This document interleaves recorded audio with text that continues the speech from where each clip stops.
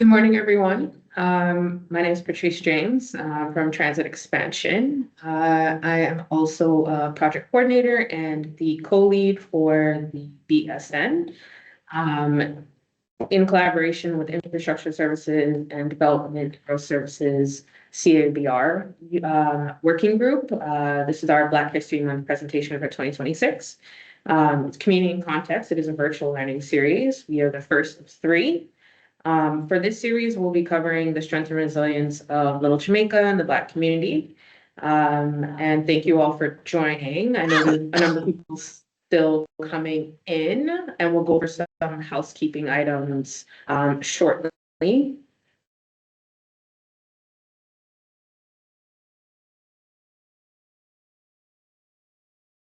So basically, the agenda for today is going to be the Indigenous land and African ancestral acknowledgement. We're going to start by members giving those. We're going to go over some housekeeping items of today, some introductions and background on the presentation.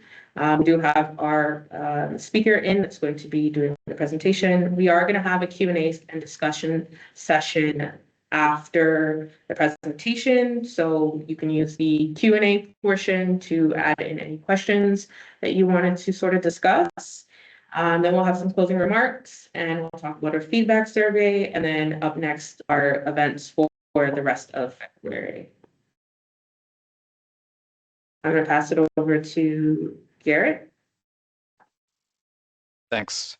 So the City of Toronto acknowledges that we are on the traditional territory of many nations, including the Mississaugas of the Credit, the Anishinabeg, the Chippewa, and the Haudenosaunee, and the Wendat peoples, and is now home to many diverse First Nations, Inuit, and Métis peoples. The city also acknowledges that Toronto is covered by Treaty 13, signed with the Mississaugas of the Credit, and the Williams Treaty, signed with multiple Mississaugas and Chippewa bands.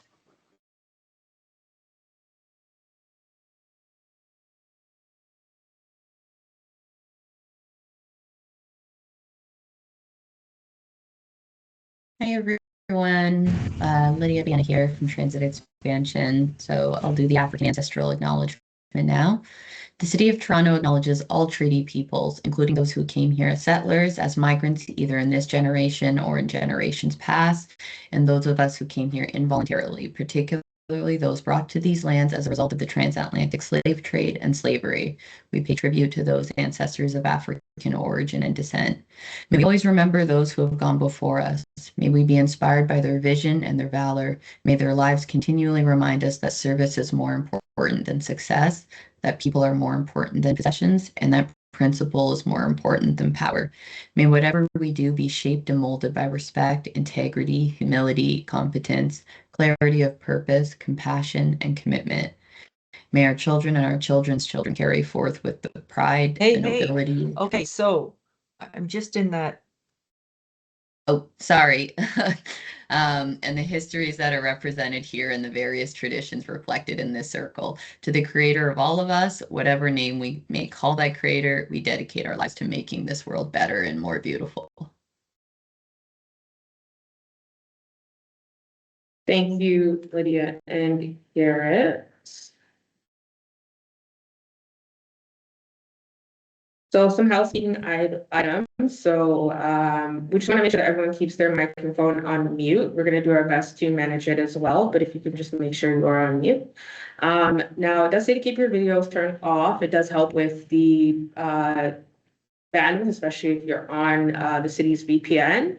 If you have issues with the VPN, you can disconnect. That sort of helps with the bandwidth issues as well.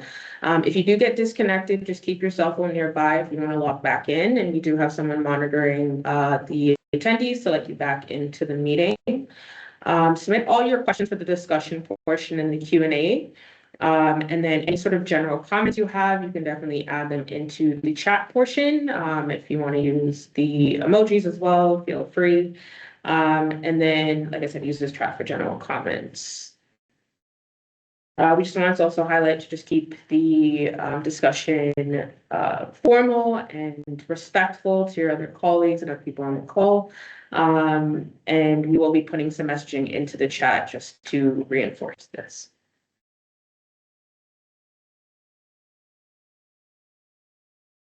So to Jackie for the introductions and background on our speaker. Hi, everyone. Good morning. I am so happy to see all of you here. The support is well appreciated. Welcome to our session on community in context, the strength and resilience of Little Jamaica and the Black community. The session, of course, is being led by Transit Expansion or BSN Group and CaBR Working Group in collaboration with Infrastructure Services and Development and Growth Services, BHM and the planning team. The theme for this year for Black History Month is Roots, Resilience, and Renewal. And today we're going to pay attention, as I said before, on the resilience part of that theme. Our speaker for today is going to be Dane Williams. Dane is a co-founder of Black Urbanism Toronto, and he will be leading the presentation and helping to facilitate and answer questions. Since its inception, the Black Urbanism Toronto Group has been deeply rooted in community, working to build trust relationship with the public. I know a lot of you might be excited and want to ask questions about the Eglinton Crosstown itself. I'm happy, having worked on this project for 15 years, that it is finally going to start operation on Sunday, but we're not here really to talk about the service. So I will direct you, if you have questions about the service, to either connect with Metrolinx or the TTC, but we will try to answer your questions related to the impact the project has had on Little Jamaica and how Little Jamaica is bouncing back from that. So with that, I'm going to pass it back to Patrice. Thanks again for attending.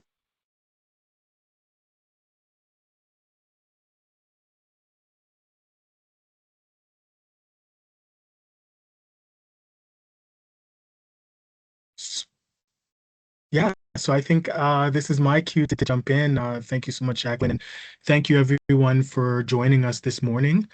So good morning, my name is Dane Williams. I am the Executive Director of Black Urbanism Toronto.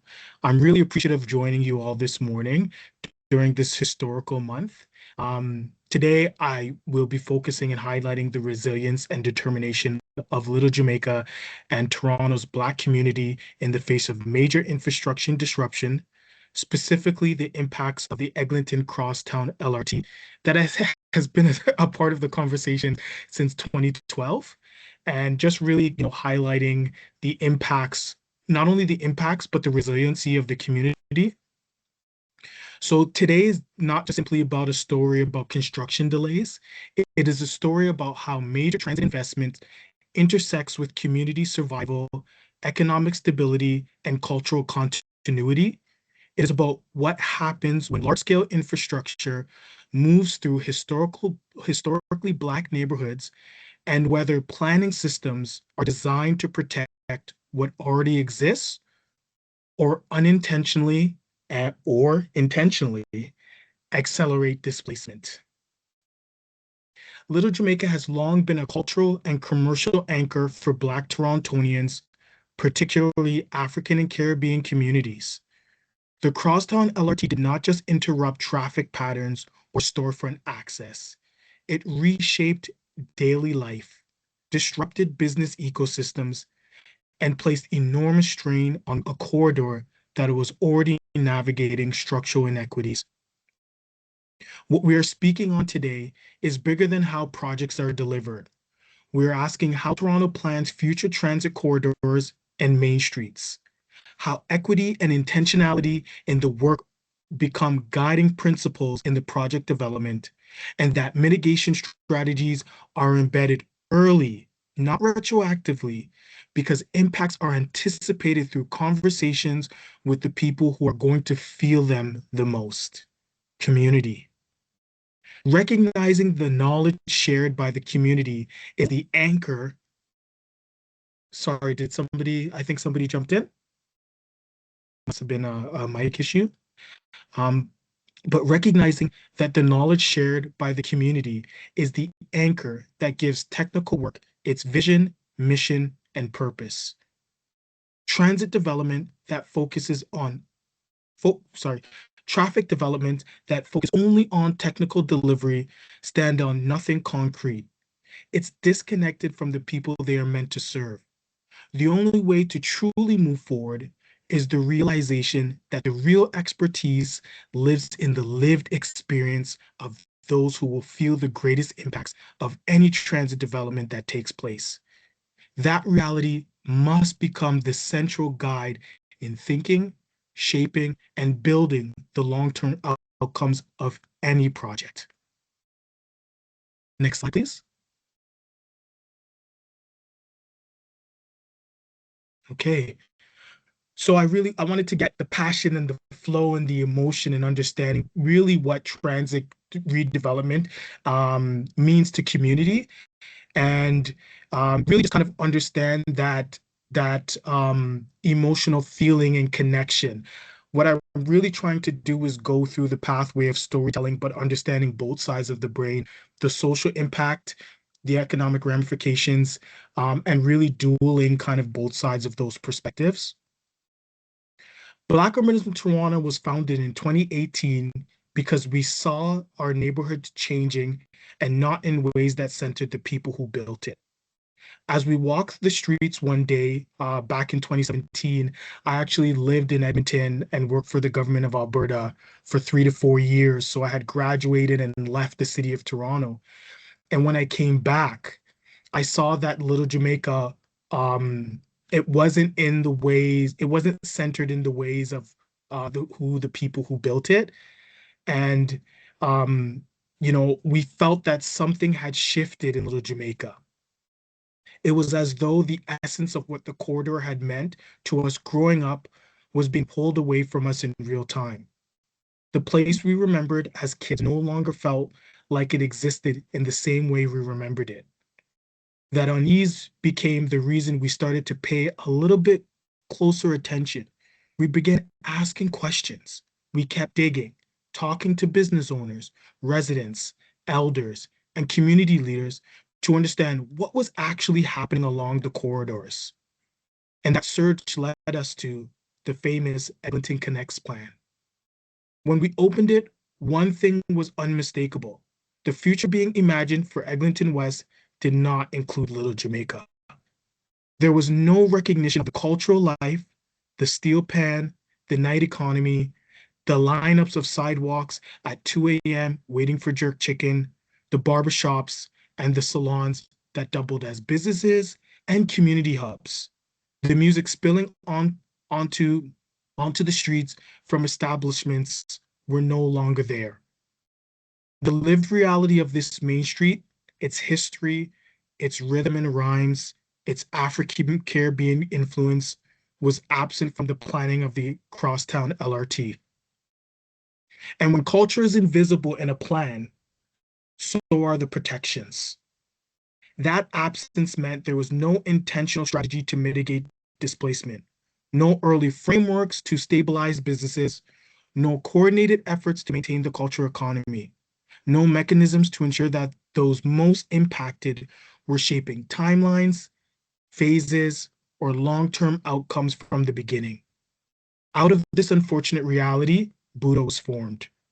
Through Black-led engagement, research, and organizing, we work directly with business owners, residents, community organizations, youth, cultural stewards, and elders to document what was happening on the ground, to surface systematic gaps in planning, and to articulate what equitable corridor development actually requires. Those conversations made something unmistakably clear. Communities were not asking to stop transit. They were asking to survive it, to remain rooted long enough to benefit from the investments being made around them, which was one of the pitches promised to them as to why transit development was good for the community.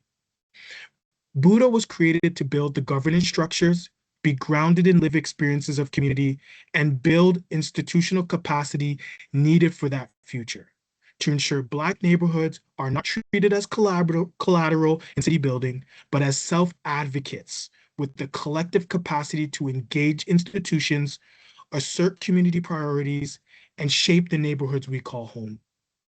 And as you can see to the right, the guiding principles of Budo as an organization. And I think, like, for us, before we even do work, the most important thing is for us to be actually foundationally guided in our principles. Because as you take on all this work, you can really lose the essence of why you're doing the work. And I think, you know, before anything is done, there needs to be a guided principle as to how this project, how this work is going to be informed by foundational principles that really are focused on the reason as to why we're taking on this work. And a lot of the times that could be lost in the shuffle. Our guiding principles as an organization come from that same place. Afrocentric traditions, collective responsibility, self-determination, unity, creativity, purpose, faith, and cooperative economics.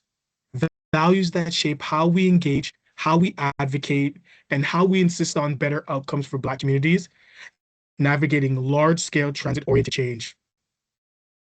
Our guiding principles are that cities grow best when the people who built their neighborhoods are still there to share in that growth. Next slide. Thank you so much. Okay, so important slide to, you know, and again, I think I touched base of this on our guiding principles, you know, why this conversation matters, why anything we do matters, and why there needs to be discussion. So why does this conversation matter? Because transit is not a neutral infrastructure. It is a force that reshapes neighborhoods. It determines who gets to stay, which businesses and residents survive long enough to benefit from the public investment, and whether cultural districts endure through periods of rapid change. Public transit becomes transformational, not because of the concrete and the steel used to build it, but because of what it unlocks for people: access to jobs, the ability to move across the city, time back with family, stability for elders, and dignity for households navigating rising costs and shrinking options. From the community's perspective, the Little Jamaica experience revealed what happens when the systems around a cultural corridor fall out of alignment. When land use approvals, traffic management plans, construction staging, and station location planning move ahead before the protections meant to hold neighborhoods are in place. Before the protections meant to hold neighborhoods in place even exist or are even discussed. When Budo convened residents and business owners through a Black Business Conversation report back in 2021, the community articulated clear, implementable recommendations that spoke directly to planning gaps and everyday realities as residents and business owners. The gap that we witnessed in the creation of the Crosstown LRT was not unwillingness to participate. It was the absence of formal governance roles within project delivery systems to ensure community needs were embedded in decision-making from the start. Next slide, please.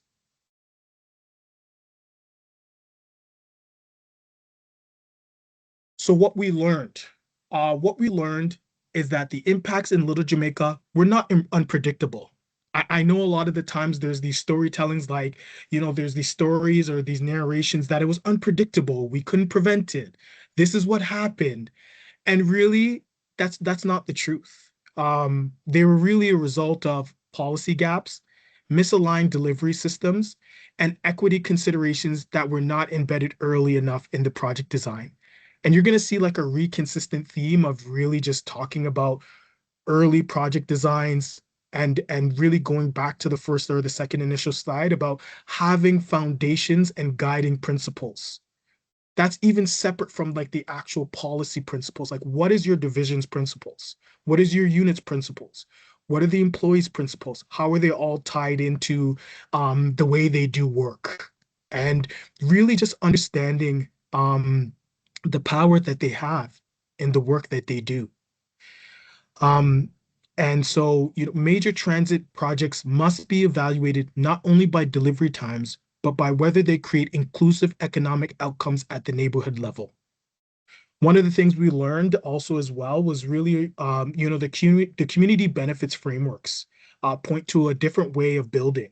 One where residents and local businesses are positioned not just as consultees or engagements, but as participants in the investment itself through job access, procurement opportunities that allow on-the-ground involvement in construction and redevelopment. Organizations like TCBN have demonstrated what early embedded engagement can look like when communities are given real pathways into the economic life of large-scale infrastructure projects. And really, just when you have those early engagements, you can think about how community can be involved intentionally. So for instance, with the LRT, the Crosstown LRT, just really thinking about if the cultural district, and the Little Jamaica cultural nuance was incorporated, there can be thoughts of design, how the design can really fit the community. And then, foundationally, even going further than that, from a procurement RFP perspective, how you can now engage local artists, local construction, local, different types of local kind of cultural aspects that could be tied to the design, and there can be that kind of inclusive economy connection. So that's why it's really important when you're building out the framework from the beginning, you're really looking at how these different kind of formations can plug into the lifestyle of the lifeline or the life cycle of the project. In Little Jamaica, the absence of that approach revealed clear policy gaps. The gap in understanding community nuance became clear through the reliance on BIAs as the primary stabilization mechanism for business owners, revealing a lack of intentional neighborhood-specific planning. An early-stage mitigation framework could have diagnosed the limits of this approach, particularly given fractured relationships between the Black-owned businesses and BIA leadership that were not reflective of the community. In addition, the programs built to support business owners were not designed to address the scale or duration of harm caused by prolonged transit construction. Those planning gaps were then amplified on the ground. Congestion from lane closures, blocked storefronts with no visibility to the main street, reduced parking, and punitive parking enforcement further undermined any possibility of businesses surviving through the transit redevelopment. Yet the tools deployed focus on surface level interventions rather than the core factors that are fundamental to a business's survival. The Transit Construction Mitigation Fund, or TCMF, provided grants for marketing, events, streetscape beautification, or window cleaning services, but they never scratched the surface to the harm the LRT caused to those business owners. None of these programs spoke to the reality of lost revenue, mounting rent issues, or mortgage payments, or payroll obligations. The disconnect is what we mean by equity failure. Disruption was predictable, but mitigation tools did not speak to those realities facing Black-owned Main Street businesses in a culturally significant corridor undergoing prolonged construction. What this experience also can provide clarity on is opportunity going forward. Future projects require performance measures that track what actually matters to communities: business continuity, cultural retention, employment access, procurement participation, displacement risk, and neighborhood stability. They require city divisions to work across divisions and not in silos, coordinating transportation planning, enforcement, economic development, and public realm investments so that mitigation strategies are aligned rather than fragmented. For every redevelopment project, we ask two questions. Which city divisions are involved, directly and indirectly, and what tools can they deploy to ease the pressures these projects place on residents and businesses? I've mentioned this a couple times, but what we've learned is that transit redevelopment, or any development for that matter, requires early governance roles for community partners, ensuring that solutions are shaped by those most affected before disruption begins and not retrofitted after harm has already occurred. That is the shift this slide points to, from reactive mitigation to proactive responsible community stewardship, and from focus on infrastructure delivery alone to infrastructure that sustains communities. In the absence of early mitigation tools, community members came together to advocate for their shared interests and long-term survival. That is what led Black Urbanism Toronto to found and the incubation of the Little Jamaica Land Trust as a proactive strategy to stabilize and protect cultural heritage and retain Black property ownership ahead of mass transit-oriented or gentrification redevelopments. And before we go to the next slide, I really just want to be mindful of the fact of, imagine, just paint a picture in your head. Listen to the words that I've stated and just paint the picture in your head as a resident or a business owner. There's this massive transit disruption that's happening in front of your storefront, in front of the places that you live. And as you're trying to get to work or earn a living, right, you're now potentially having issues with parking enforcements who are penalizing you with tickets that can cost upwards of $150 because their main focus is on ensuring that there's a pathway and that there's that people are able to move through the city, which is one reality. But the next reality is that there's just a lack of mindfulness and understanding of what people are going through and the tools that we're able to use as a city to really ease and alleviate those pressures that they're facing. Those are the mindful things, or the things that don't happen, that really, if you're thinking about it from a central nervous perspective, it really creates that alert, in your body when you're feeling pain or harm. That initial hurt is there's a lack of care. There's a lack of understanding.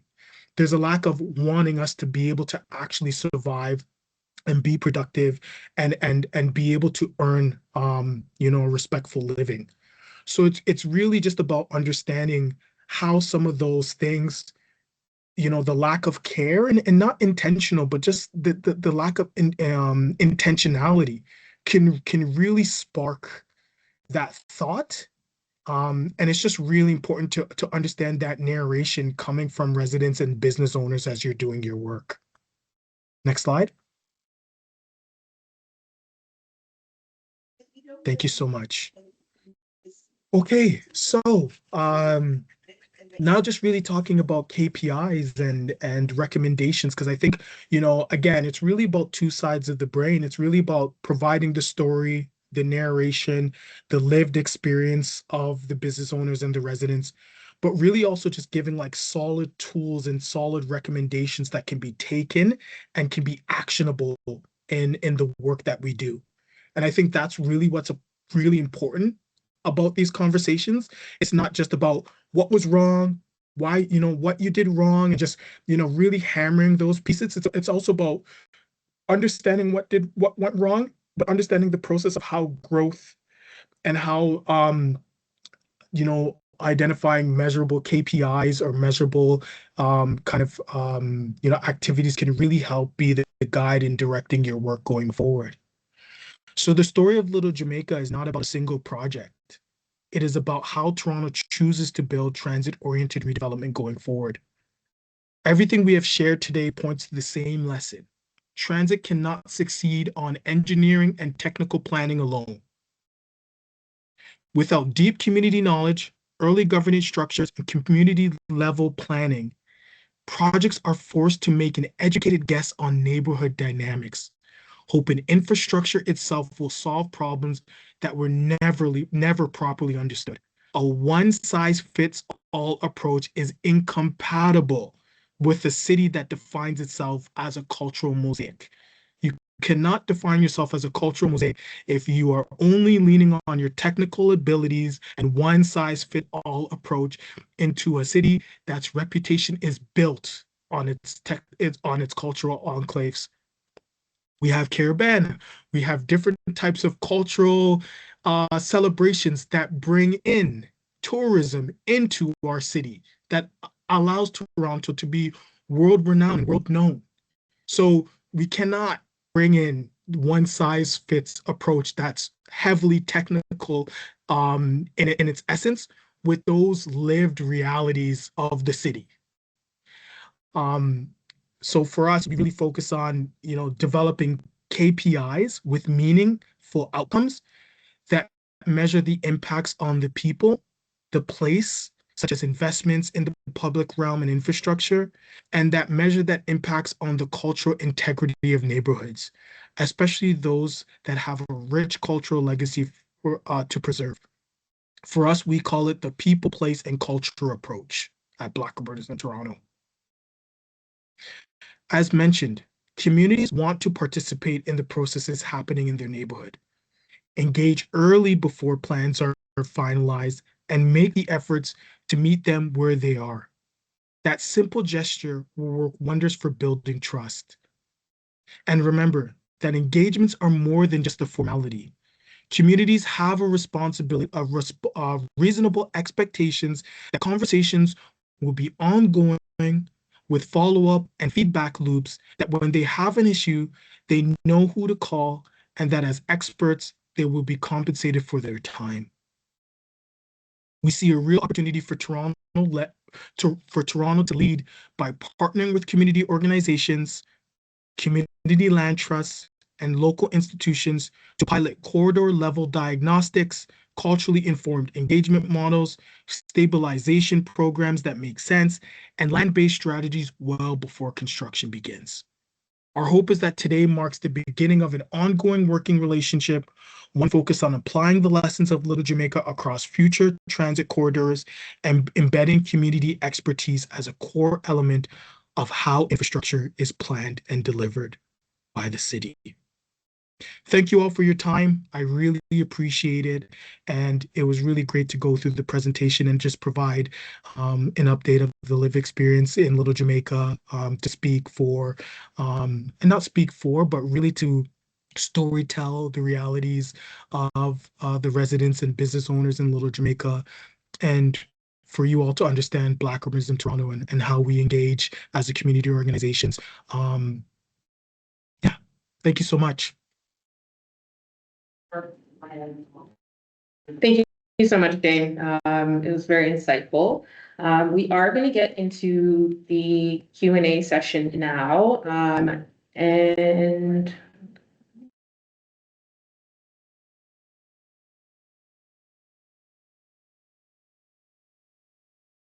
so if you have any questions or comments, this part of the session is not going to be recorded, so feel free to drop into the Q&A. And we'll be able to have a discussion with Dane and answer some of those questions, just so you don't feel like it's going to be an open and candid and constructive dialogue. So feel free to pop those in the chat. And if anything we're not able to answer right away, hopefully we can circle back to those and be able to provide some feedback at the